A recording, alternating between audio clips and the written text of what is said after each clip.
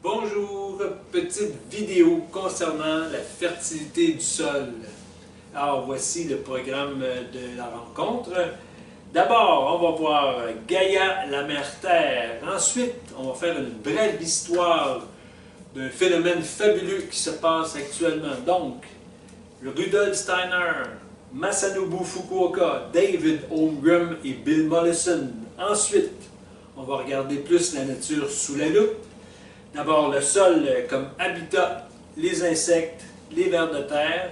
Le sol vu comme un système digestif. On va ensuite aller voir les mycorhizes, s'intéresser plus à ce que c'est la fertilité du sol, les engrais, le bois raméal fragmenté, communément appelé le BRF, le compost. On va s'apercevoir que composter, c'est polluer. Oui. Et puis on va finir par 3 mauvaises actions qu'on peut faire sur notre sol. Alors, entamons dès maintenant ce petit laïus. Je n'ai que des bonnes nouvelles pour vous. Les connaissances concernant la microbiologie des sols et la structure du sol en général se sont beaucoup accrues depuis les 40 dernières années, depuis les années 80, disons. Ça s'est tellement accru qu'on en arrive actuellement à un moment charnière de l'histoire de l'humanité. Certains auteurs parlent même de l'évolution, on entre dans une évolution verte. Claude Élisia Bourguignon parle de ça. C'est que ces connaissances-là changent complètement notre perception de la vie, de l'agriculture. Alors, par exemple, ça change tellement les données que les nouveaux praticiens ne parlent plus d'agriculture biologique, mais plutôt d'agriculture de maraîchage sur sol vivant. Moi, je m'occupe plutôt des légumes. Okay? Dans la même veine, ils ne parleront plus de l'espace où ils cultivent, ils ne nommeront plus cet espace-là un jardin, mais plutôt un paysage. Dans la même veine encore, notre planète qui s'appelle la Terre, ils l'appellent eux Gaïa. Pourquoi Gaïa? Parce que Gaïa, c'est le nom de la déesse que les Grecs avaient donné comme protectrice de la terre nourricière. En fait, aujourd'hui, on s'aperçoit que la Terre est une entité vivante, au même titre que les plantes, que les animaux, que les humains. À ce titre-là, comme entité vivante, la Terre a un système immunitaire et puis elle réagit donc à des traitements qu'on lui inflige. Comme par exemple, elle va émettre des tremblements de terre, des volcans, des ouragans, des tsunamis. Mais aussi, elle peut induire des maladies à des plantes. Par exemple, en agriculture industrielle, on a bien du mal à produire sans emploi de pesticides, de fongicides, de ces trucs-là. Okay? C'est en fait la Terre qui réagit au mauvais traitement qu'on lui fait. On va voir particulièrement que ces terrains-là qui sont en agriculture industrielle ont perdu leur matière organique. Alors elle, ce qu'elle veut, c'est créer de la vie. Vous savez, cette nouvelle perception qu'on a, nous, les hommes blancs occidentaux, tous les peuples des Premières Nations, partout sur le globe, n'ont pas du tout cette perception-là. Ils ont un immense respect en ce qui concerne la Terre et la vie en général. Nous, on fait juste s'ouvrir à ça. On est rendu au moment de notre évolution où on allume, où on s'éclaire. Alors, on s'aperçoit aussi que dans cette nouvelle perception-là, que tout est connecté. Ça, c'est bien important. Maintenant, faisons une brève histoire de cette nouvelle perception-là qu'on va appeler un nouveau paradigme, si vous voulez bien. Le premier à nous amener sur cette piste-là, ça a été Rudolf Steiner. Rudolf Steiner, 1861-1925. C'est un Serbe dont les parents sont autrichiens. C'est une personne qui a des facultés paranormales, c'est un clairvoyant. Il est aussi très intelligent, il va à l'université, il va chercher un doctorat en philosophie. Plus tard, il va instituer ce qu'on appelle l'anthroposophie. L'anthroposophie, c'est quoi? C'est une vision du monde qui privilégie les rapports des humains à la Terre et au cosmos, le tout dans une dimension physique et spirituelle. Il y a deux applications majeures qu'on connaît de l'anthroposophie, notamment en éducation avec les écoles Waldorf-Astoria et en agriculture avec la biodynamie. La biodynamie cherche à préserver et stimuler naturellement le sol par des méthodes très spécifiques, par des lois spécifiques. Alors, à ce titre-là, on peut vraiment considérer la biodynamie comme étant la première forme d'agriculture biologique qui a existé. Pour pratiquer la biodynamie, on emploie des préparations qui sont spécifiques, on les emploie à dose homéopathique, dans le but de dynamiser les processus naturels des plantes et du sol. On inclut aussi dans cette pratique-là le cycle des planètes. Okay? Alors donc, il y a un calendrier spécifique pour travailler au jardin. Dans le calendrier, il y a des jours spécifiques pour travailler, faire certains travaux dans le sol. Et puis, il y a des jours spécifiques pour les feuilles, puis il y a des jours spécifiques pour les racines. Donc, c'est très très clair les journées, ce qu'on a à faire. Je pense que c'est Maria Thun qui a développé le concept plus. La préparation la plus connue de la biodynamie, de cette forme d'agriculture-là, c'est la bouse de corne. C'est quoi la bouse de corne? C'est en fait une corne de bovin qu'on évite, qu'on remplit par la suite de bouse de vache. L'automne arrivé, on creuse un trou, on met ça dans la terre, on laisse l'hiver travailler. Au printemps, on retire du sol et on prend ce qui a été fermenté dans la corne, on met ça dans l'eau. L'eau, on la dynamise pendant 1 heure. On lui donne un vortex, okay? On lui donne de l'énergie à l'eau. Ensuite, on va filtrer cette eau-là et puis on va la pulvériser sur l'espace qu'on veut cultiver. Alors ça accroît la présence de vers de terre et de bactéries, puis ça améliore la santé des plantes et leur résistance aux maladies. Le deuxième pionnier de ce nouveau paradigme-là, c'est Masanobu Fukuoka. Avec un nom comme ça, vous pensez bien que c'est un Japonais. 1913 à 2008. C'est un monsieur qui est né sur la terre, sur la ferme. Et puis, il a fait des études, il est allé à l'université, d'abord en agronomie, et puis il a bifurqué, il est allé en microbiologie. Il a obtenu son diplôme, il a travaillé dans ce domaine-là quelques années, et puis une journée, il y a eu une révélation, suite à laquelle il retourne sur la ferme paternelle, va reprendre les rênes de la ferme. Et puis, cette personne-là, c'est un bouddhiste, et puis son approche est teintée très fortement de spiritualité. Sa vision à lui, c'est créer l'agriculture du non-agir. Pour les bouddhistes, le non-faire, l'absence, sont très importants. Alors lui, c'était de créer une agriculture, c'était qu'est-ce que je peux ne pas faire pour avoir le même rendement. Son agriculture est considérée comme autonome, économe et durable. On appelle son agriculture sauvage. Lui, par contre, préfère l'appeler l'agriculture naturelle. Avec ce qu'il a trouvé, avec les principes de base qu'il a trouvés, on peut vraiment dire que c'est le père de la permaculture, comme on va pouvoir le voir un petit peu plus tard. Il y a 4 principes de base autour desquels l'agriculture de Fukuoka tourne. D'abord, pas de travail de sol, pas de fertilisants, pas de traitement de synthèse, engrais chimiques ou pesticides, etc. Pas de tassement du sol. Lui préfère travailler avec les plantes, okay? Les plantes comme couvre-sol pour contrôler les mauvaises herbes. Je vous donne un exemple fictif, mais ça vous donne une idée de ce que ça pratique.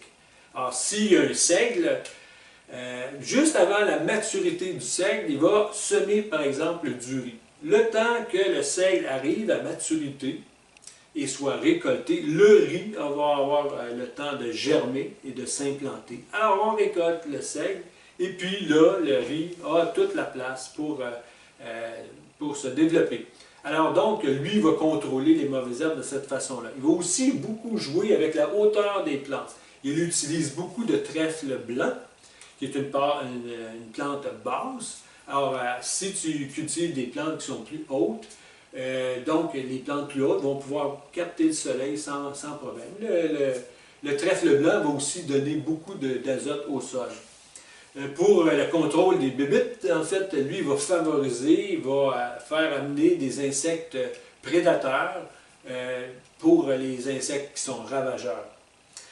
Lui, Fukuoka, condamne autant l'agriculture conventionnelle que biologique parce qu'il prétend que c'est le matérialisme qui a présidé à leur action.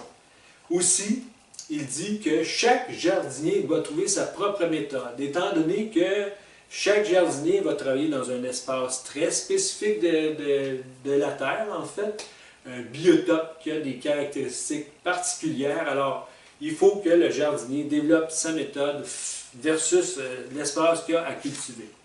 Les deux derniers, en fait, pionniers de ce nouveau paradigme-là, c'est Bill Mollison, 1928 à 2016, et David Holmgren, lui il est né en 1955, il vit toujours. Ces deux Australiens qui sont à l'origine du concept de ce qu'on appelle la permaculture. Le terme permaculture, c'est la contraction de deux mots, Permanent Agriculture.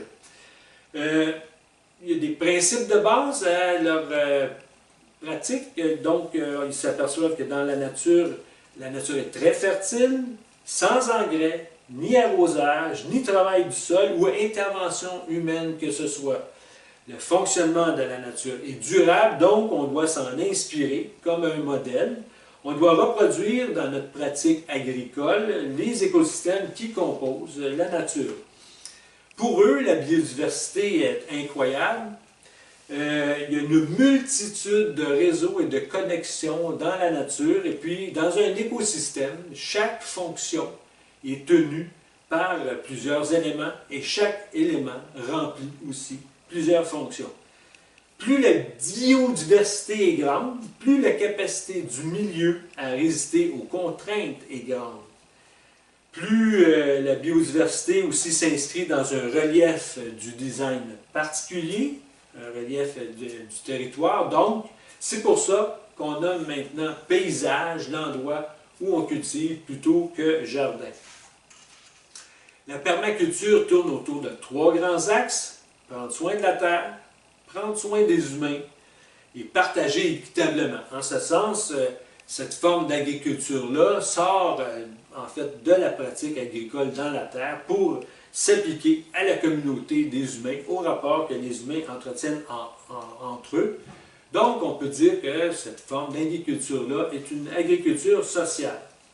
Maintenant, voyons plus généralement.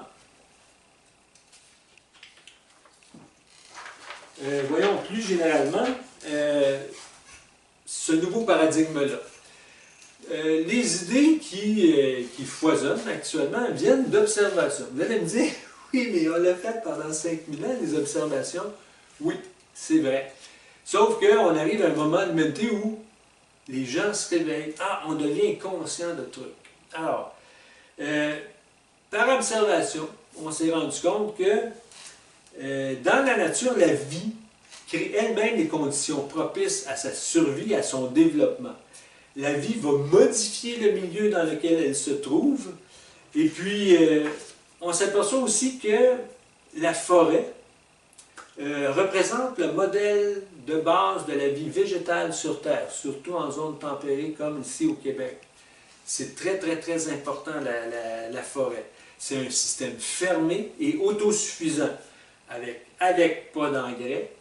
La forêt se régénère elle-même depuis des millions d'années. Et puis les plantes vont produire elles-mêmes la terre fertile. On s'est aperçu que partout où on a coupé les arbres et labouré le sol, on a fini par créer le désert. Ce qui a fait dire à Chateaubriand, un intellectuel français, la forêt précède la civilisation et le désert la suit. Il n'y a pas juste dans la forêt, ce qu'il y a, entre autres, il y a des arbres, ok? Et puis on s'est aperçu que les arbres remplissaient plusieurs fonctions, étaient très, très, très importants. D'abord, ils tempèrent et régularisent le climat. Ils créent des écosystèmes qui développent la résilience. et puis qui sont nécessaires à la gestion de l'eau parce que c'est la seule plante qui va remplir la nappe phréatique. Attention, je vous explique. Ce n'est pas que l'arbre donne de l'eau à la nappe phréatique. Avec ses racines, l'arbre va descendre très profondément, notamment jusqu'à la nappe phréatique. C'est que l'eau de pluie va rentrer dans le sol, va s'égoutter, et puis va suivre le chemin des racines et va finalement atteindre la nappe phréatique. C'est à ce titre-là qu'on dit que l'arbre est nécessaire à la gestion de l'eau. Dans un arbre, il y a deux systèmes racinaires, un système horizontal et un système vertical. Les racines horizontales, finalement, elles courent en dessous de la matière organique, en dessous du carbone. Les racines verticales, elles, vont descendre très profondément, notamment jusqu'à la roche-mère, où là, elles vont excréter un acide qui va dissoudre carrément la roche-mère et la transformer en argile. Le sol aussi, on s'est aperçu qu'il était très important en plus de la forêt. Le sol va avoir une influence majeure sur la vie. Un sol malade va donner des plantes malades, des animaux et des humains malades qui mangent ces plantes-là. En fait, le sol, c'est lui qui construit le climat. Si on le tue, on bouleverse le climat en causant la désertification. On s'est aperçu aussi qu'il y a beaucoup de carbone sur le sol. En fait, l'humus des feuilles et des brindilles en décomposition se trouve sur le sol. Il n'est pas inclus dans le sol. Il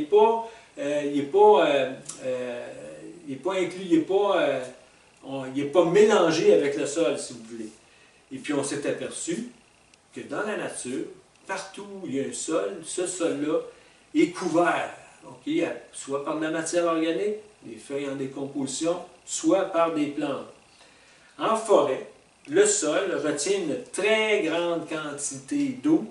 Le trop-plein va dans les ruisseaux et se retrouve dans les rivières et cette eau-là est propre. Alors que partout où on a coupé les arbres, on a perdu l'eau et on a perdu la terre.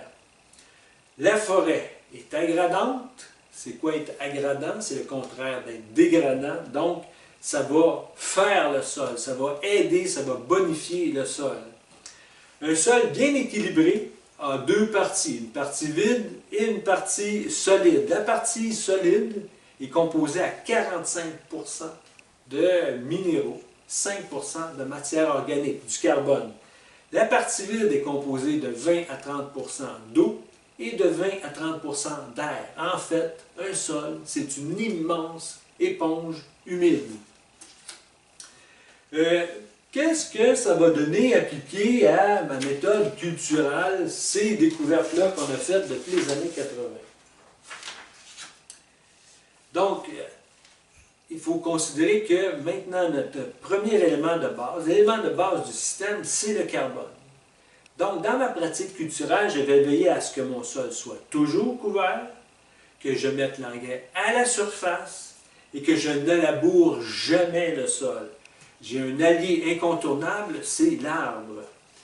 Aussi, il faut que j'adopte un nouveau comportement. Il faut que je perde l'habitude de travailler la terre et d'enfouir les engrais. Il faut aussi que j'adopte un autre point de vue versus les mauvaises herbes. La flore, on dit spontanée, les adventices. Parce qu'il faut que je cultive dans le même espace d'autres végétaux que ma culture principale. Parce qu'on va voir tantôt tout ce qui se passe dans le sol, là, il y a beaucoup de vie. Alors il faut faire attention à ça. Voyons maintenant plus en profondeur justement le sol vu comme un habitat. Le sol possède la plus grande biodiversité et la plus grande biomasse de la planète. Si on faisait la somme du poids de tout ce qui vit à l'intérieur du sol, on s'apercevrait que c'est plus grand que tout ce qui vit sur le sol. Tous les animaux, tous les humains compris, le poids des animaux sous le sol est plus grand que les animaux sur le sol. Il y a deux catégories d'entités vivantes dans le sol. D'abord, il y a les insectes et les vers de terre. Ensuite, il y a les champignons et les bactéries. Dans les deux cas, on parle d'une multitude d'espèces. On connaît juste 10% de la faune du sol. Cependant, on lui a trouvé au moins deux rôles. D'abord, c'est aérer le milieu par des galeries. Ensuite, c'est de broyer les déchets végétaux en éléments petits attaqués par les bactéries. Un sol oxygéné devient un milieu favorable aux bactéries et puis les bactéries permettent aux plantes d'assimiler les éléments minéraux et l'eau. Il y a trois types de faune dans le sol. La faune épigée, la faune endogée et la faune anécique. La faune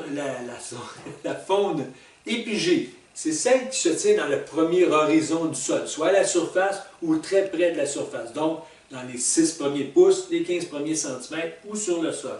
Cette faune-là va manger de la matière organique, des feuilles, des brindilles.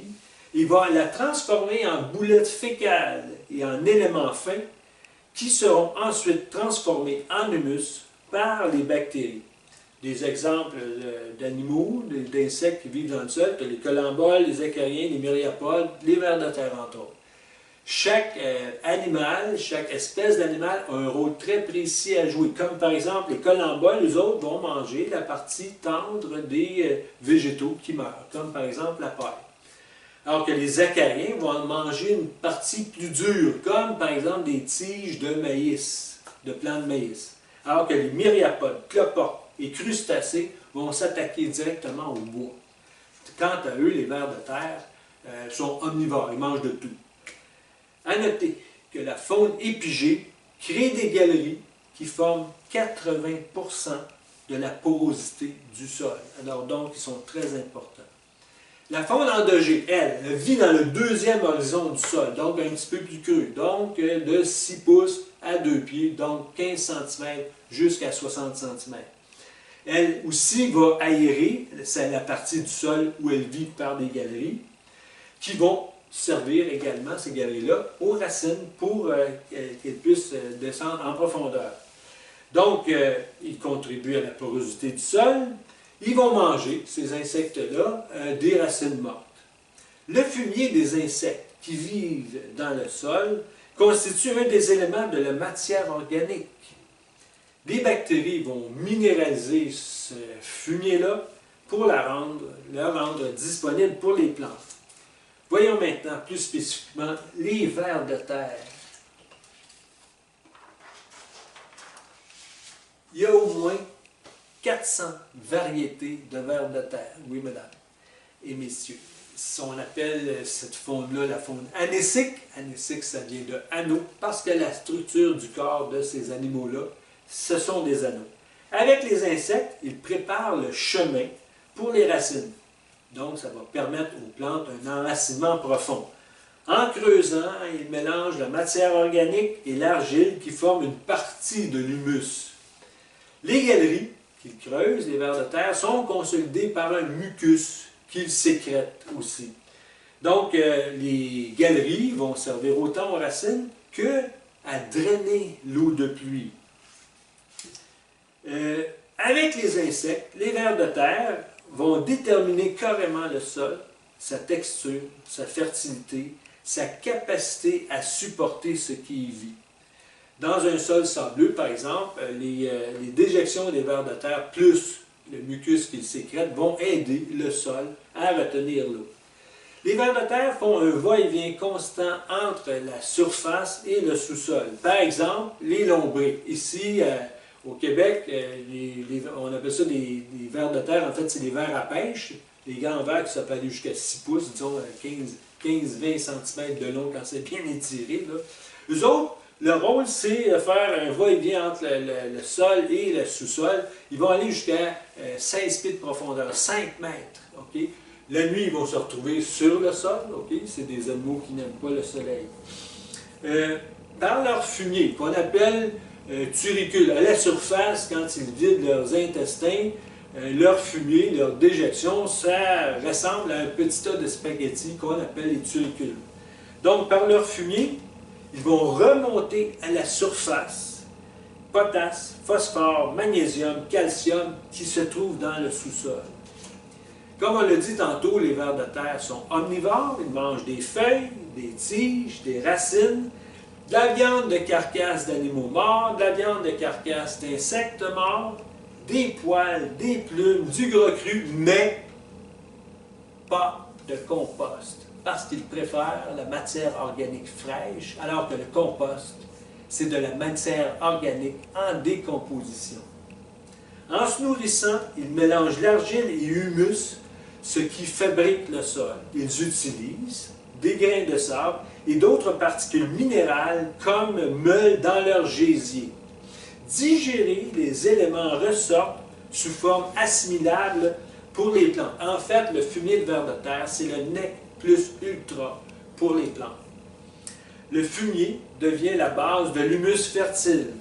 Mais comme ils ne peuvent survivre dans un milieu acide, leur intestin contient ce qu'on appelle la glande de Morène qui est riche en calcium. Donc, le fumier qu'ils excrètent est toujours plus neutre que le sol dont il est composé. En fait, les vers de terre vont améliorer le pH du sol où il se trouve.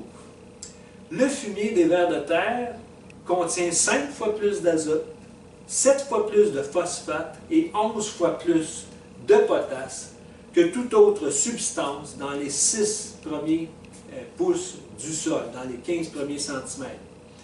Le fumier, à la surface, les turicules, est constitué de sable, d'argile, de limon, qui confère au sol une texture granuleuse, une structure de graines de miettes de pain, si vous voulez.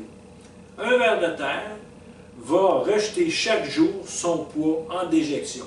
C'est vous dire qu'il travaille. On estime d'ailleurs que dans 1 hectare de terre non labouré, non travaillé, là, les vers de terre qui se trouvent là vont donner 10 tonnes de déjection par an, soit 5% du volume total du sol. On estime qu'un ver de terre peut produire plus d'humus en un temps très court et à moindre effort que n'importe quelle autre méthode de production. Donc, dans un jardin, la première chose à cultiver, c'est des vers de terre. Ces animaux-là, par contre, sont actifs quand la température du sol est à 14-15 degrés centigrades. Donc, ils ont une obsession, en fait, c'est climatiser leur milieu. Ils vivent à la fraîcheur, ils n'aiment pas le soleil. Le cheptel est fonction de la qualité et de la quantité de nourriture qu'on leur donne et aussi de l'habitat qu'on leur donne. Chaque variété de vers de terre a son rôle spécifique. On parlait des lombriques tantôt, je vais donner un autre exemple sur 400. Les petits vers rouges. Okay? Moi, je pensais que c'était des bébés, des gros vers de terre, alors que non, c'est une variété en elle-même. On appelle ça des petits vers à compost. Eux se retrouvent dans le premier horizon du sol, particulièrement. Moi, quand j'arrache mes échalotes l'été, dans la motte de terre que ça fait avec la racine, il y a toujours plein de petits vers rouges là. Okay. Tout engrais azoté, même biologique, va détruire rapidement la population de vers de terre. Et il faut savoir que quand la faune du sol disparaît, l'habitat s'écroule, ce qui amène la pollution. Quand le sol s'effondre et perd sa faune, ce sont les oiseaux, les insectivores qui disparaissent. En fait, on a vu dernièrement, là, on est en avril 2018, Uber Eats a fait une sortie, s'inquiétait de la perte des vers de terre. Et, en fait, c'est l'agriculture industrielle qui considère le sol uniquement comme un support, alors ils se foutent éperdument si le sol contient de la matière organique, du carbone. Alors, s'il n'y a pas de carbone, ça ne peut pas nourrir les animaux qui sont dans le sol. C'est pour ça qu'on perd les vers de terre. Les vers de terre vont aller où il y a de la matière organique, du carbone. Maintenant, voyons le sol plus vu comme un système digestif. Pour aborder cette façon de voir-là, il faut d'abord comprendre ce qu'est l'homéostasie. L'homéostasie, c'est quoi? C'est la tendance des organismes vivants à maintenir constant leurs paramètres biologiques face aux modifications du milieu. En termes plus simples pour nous, disons que dans le sol, champignons et bactéries sont en compétition. Il faut savoir que les bactéries se reproduisent 20 fois plus vite que les champignons.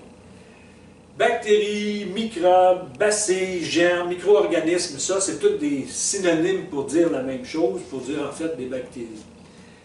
Ces bactéries-là sont partout. Okay? En se multipliant, elles vont transformer le milieu dans lequel elles se trouvent. Elles vont donner soit de la putréfaction, soit de la fermentation. Elles peuvent induire des maladies, elles peuvent produire de l'alcool, du pain, des fromages, etc., etc. Avec les insectes et les vers de terre, les bactéries font que le sol est un immense tube digestif qui travaille à peu près de la même façon que votre système digestif à vous. Donc, le sol consomme 50 tonnes à l'hectare par an de carbone, de matière organique. En fait, le sol est une immense entité de recyclage. Plus ma biodiversité est grande dans mon sol, plus j'augmente la capacité de recyclage de mon sol. Donc, le sol doit être nourri de carbone, de matière organique. Plus il y en a, plus mon sol est productif. Le carbone, la matière organique, agit aussi comme une colle agradante qui structure, conserve et gère le système. On perd la matière organique, mon sol devient compacté. Un sol compacté ne retient plus l'eau. Plus il y a d'air dans mon sol, donc plus que j'ai de bubites qui font des galeries, plus l'activité biologique est intense avec les bactéries, et plus qu'il y a d'azote qui rentre dans mon sol. Pourquoi? Parce que l'air qu'on respire est constitué à 79% d'azote. C'est là qui vient mon azote. Je n'ai pas à en rajouter dans mon sol si mon sol il est plein de fonds. Et si mon sol est plein de fonds, il n'y a pas de compaction. Dans 1 gramme de sol, il y a des millions de bactéries et des centaines de milliers de champignons microscopiques. Cette vie biologique-là va interagir entre elles et avec les racines des plantes. Voyons maintenant certains champignons, ceux qu'on appelle les mycorhizes.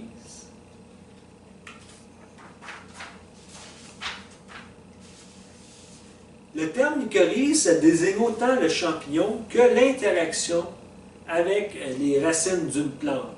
Avec les plantes, les interactions des mycorhizes, c'est win-win pour les deux, c'est bénéfique pour les deux. Il y a plusieurs variétés de ces champignons microscopiques-là. On les divise en deux sortes. Il y a des ectomycorhizes, ceux qui se trouvent autour des racines, et les endomycorhizes, ceux qui vont jusqu'à l'intérieur de la racine, qui vont se foutre, se fichent entre deux cellules de la racine.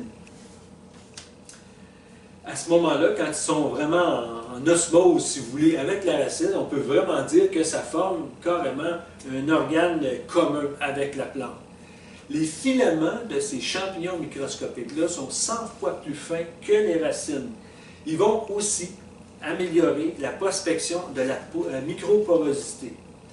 Les mycorhizes colonisent les racines, mais se retrouvent aussi autour des racines, à ce point que ça permet alors à une plante qui est mycorhizée d'explorer un plus grand volume de sol. On parle de 1000 fois plus de sol exploré par une plante mycorhizée.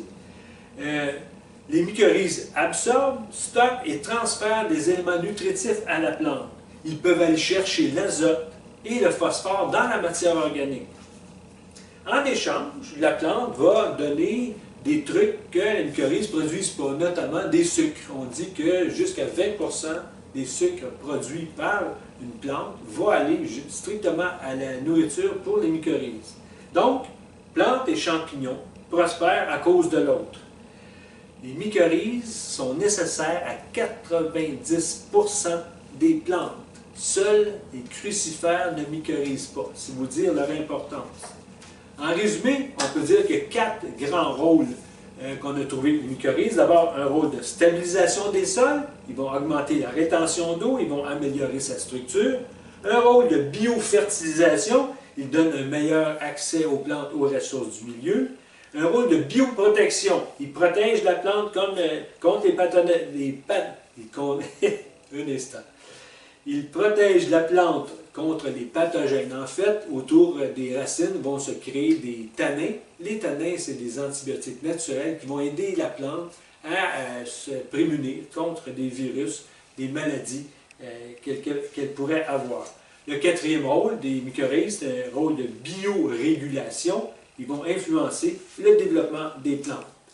Voyons maintenant plus spécifiquement la fertilité du sol. Première chose à retenir, fertilité n'est pas fertilisation. Donc, on l'a vu, un sol fertile, ça consomme de la matière organique qui est digérée par l'activité biologique. Donc, ça va donner l'humus qui est un produit structurant. Plus mon activité biologique mange, plus elle stocke de l'eau et produit des éléments fertilisants, dans un habitat sain cependant. Les excréments des insectes sont dégradés par les bactéries qui les minéralisent pour les plantes. Donc, plus je nourris la faune et la flore de mon sol, plus le sol est fertile, plus je peux produire. Un sol fertile produit beaucoup avec peu d'intrants, peu d'engrais. Le sol en bonne santé va donner des plantes en bonne santé qui vont être peu attaquées par les champignons, les maladies et les insectes. Le fumier, le lisier, le compost sont des engrais. Ils boostent les plantes pour que les plantes deviennent plus grosses. Ils n'amènent pas de matière organique, du carbone à mon sol.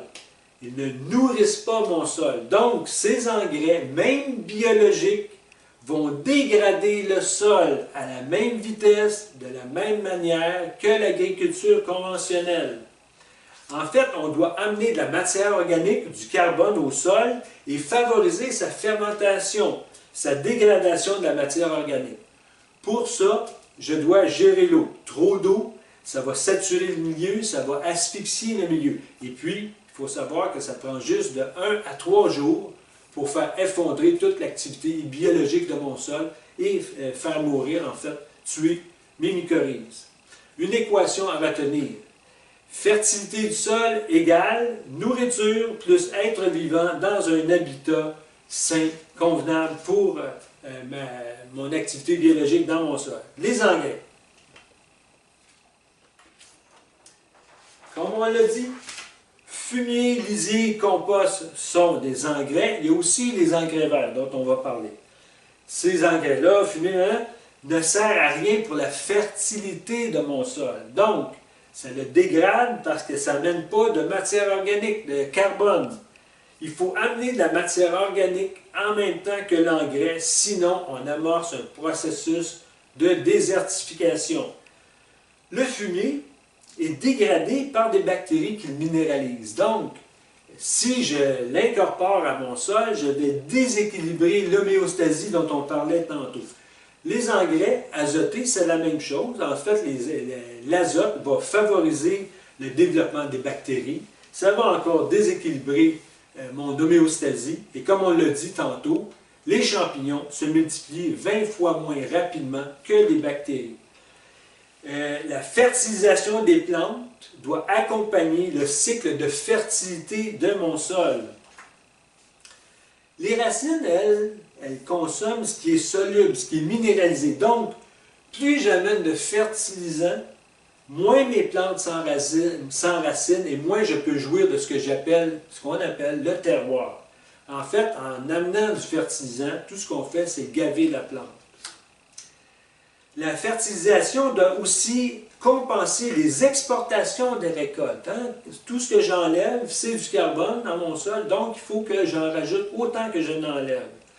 Plus je recycle de la biomasse de carbone, moins j'ai besoin de fertiliser. Et si j'ai à mettre un engrais dans mon jardin, dans l'endroit, dans mon paysage, le meilleur engrais à utiliser, c'est les engrais verts. Pourquoi? Parce que, en fait, comme on l'a vu, ça va aider à tout ce qui est dans le sol, ok? Ça va nourrir quand je vais avoir récolté juste avant la fructification. Je coupe, je laisse tomber ce carbone-là à l'endroit où ça a poussé, pour la simple et bonne raison que cette plante-là a soutiré du sol des éléments particuliers qui vont retourner au sol quand je vais laisser ce carbone-là au même endroit. Les racines mortes vont aider à l'eau à ce qu'elle pénètre plus abondamment dans le sol. Ça va aussi nourrir ma faune endogée. Et puis, ça va favoriser, le temps que ça va pousser, les mycorhizes. En fait, les engrais verts, c'est meilleur que le compost. Voyons maintenant le bois raméal fragmenté, qu'on appelle communément le BRF. Raméal, ça vient de rameau. Rameau, c'est les branches d'un arbre. Pourquoi on utilise les branches des arbres? Parce que tout ce qui est vivant dans un arbre se trouve dans les racines de moins de 2,5 pouces de diamètre, 6 cm si vous voulez. Vitamines, minéraux, c'est là. C'est le meilleur amendement, le BRF, qu'on peut apporter à une terre qui est peu fertile. En fait, ça va la régénérer, la restructurer, améliorer la pauvreté du sol. En fait, pas améliorer la pauvreté du sol, ça va l'enrichir, comprenez-moi bien. Ça va initier la chaîne alimentaire qui va nourrir les plantes. Les fragments, pourquoi on fragmente ces branches-là? C'est simplement pour augmenter la surface attaquée par les bactéries. Ça, la fragmentation, ça va accélérer le processus de transformation du bois en terre. Cependant, le BRF, ce n'est pas un paillage, OK? Il ne faut pas en mettre à tous les ans. C'est bon pour 3 ou 4 ans.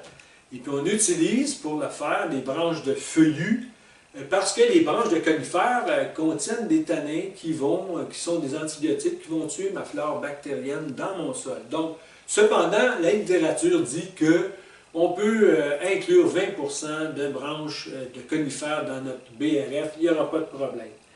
6 mois après l'épandage qu'on suggère, c'est entre 4 et 8 cm, donc entre 1 et 3 pouces, disons. Okay? Donc, 6 mois après mon épandage, on s'aperçoit que le sol a trouvé la même activité biologique que la forêt et puis que la population animale s'est multipliée par 10. Le compost. Le compost, c'est le produit de la décomposition de la matière organique. La décomposition, il y a 2 facteurs qui jouent grandement à la décomposition, c'est l'humidité et l'aération. Dépendamment de la matière organique que j'utilise pour faire mon compost, ce dernier va acquérir des qualités particulières dont je me servirai comme d'un levain, c'est-à-dire pour agir sur le milieu à la manière que je désire. Il faut utiliser le compost avec parcimonie parce que composter, c'est polluer. Vous savez, dans la nature, la matière organique, le carbone, il est frais, il n'est pas composté. Okay? Composter résulte en fait en une perte d'énergie, de matière organique qui ne sert pas à nourrir le sol. Ça va résulter composter, ça raccourcit le cycle de décomposition, ça l'accélère, mais pas au bon endroit. Si mon compost ne sert pas à infecter la matière organique qui est déjà dans mon sol, il va juste servir à booster les plantes. Composter, c'est polluer parce que la fermentation cause des gaz à effet de serre. En plus, cette fermentation-là, du compostage, va évaporer des sucres rapides qui seraient facilement assimilables par les bactéries de mon sol. Une tonne de paille compostée va donner seulement 300 kg de compost. Les 700 kg qu'on perd sont perdus en gaz à effet de serre, du CO2, du méthane, du protoxyde d'azote et de l'ammoniac. En compostant, je perds plus de la moitié d'éléments nutritifs utiles à l'activité biologique de mon sol. Terminons maintenant avec 3 actions négatives qu'on fait à notre sol.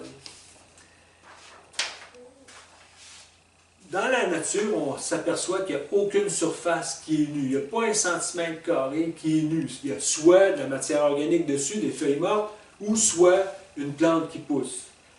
Vous savez, on s'est aperçu que quand on laboure le sol, en fait, ici en zone tempérée,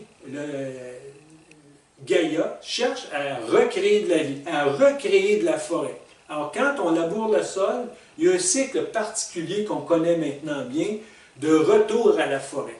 les premières graines qui vont germer après un labour, ça va être des plantes annuelles, OK? Qui vont fournir de la paille et beaucoup de graines. Par exemple, des choux gras, OK? Par exemple, de l'herbe à poux, des amarantes ou des plantes couvre-sol. Je ne sais pas si vous avez vu à l'automne, à pleine maturité, qu'est-ce que ça a l'air un plant de chou gras ou un plant d'herbe à poux. Bien, ça mesure 6 pieds, c'est fourni comme un sapin de Noël et ça leur produit des milliers et des milliers de graines. On s'aperçoit que la nature produit d'abord du carbone, ensuite elle utilise ce carbone-là en production végétale. Les deuxièmes plantes à éclore après un labour, ça va être la deuxième année, ça va être des plantes qui sont plus pérennes, comme par exemple des ronces, des framboisiers. Les troisièmes plantes à émerger, c'est des arbres et arbustes pionniers, comme par exemple l'aune, comme par exemple le trempe, les bouleaux. Ça, c'est des arbres qui vont vivre 50 à 100 ans. Ils vont permettre à la prochaine génération de germer et de prendre un petit peu de place, de s'implanter. Ils vont mourir, puis là, c'est finalement les arbres qu'on dit à ombre. Donc, ici au Québec, c'est les érables, les hêtres par exemple, de s'implanter pour faire ce qu'on appelle une forêt mature. Ces arbres-là vont vivre de 200 à 400 ans. Sur un sol nu, sur un mètre carré, on compte 10 000 graines qui sont là en latence, en dormance. La dormance de ces graines-là va de 6 mois jusqu'à 600 ans. Okay?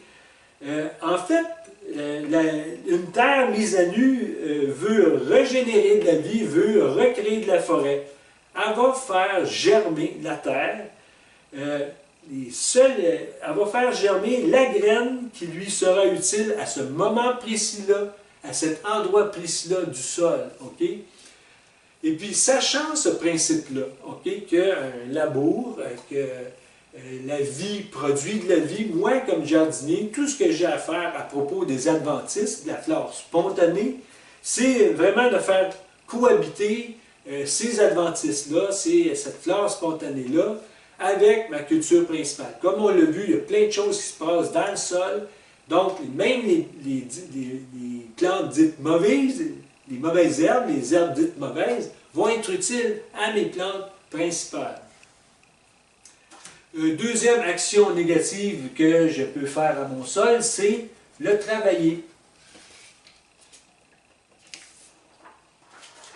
On s'est aperçu que partout où on a introduit un outil dans le sol, que ce soit un soc de charrue, des disques, des herses, des motoculteurs, etc., dès qu'on introduit un outil dans le sol, ça amorce une spirale de dégradation et de désertification. Le déboisement et le labour résultent en une perte de biodiversité et de fertilité du sol.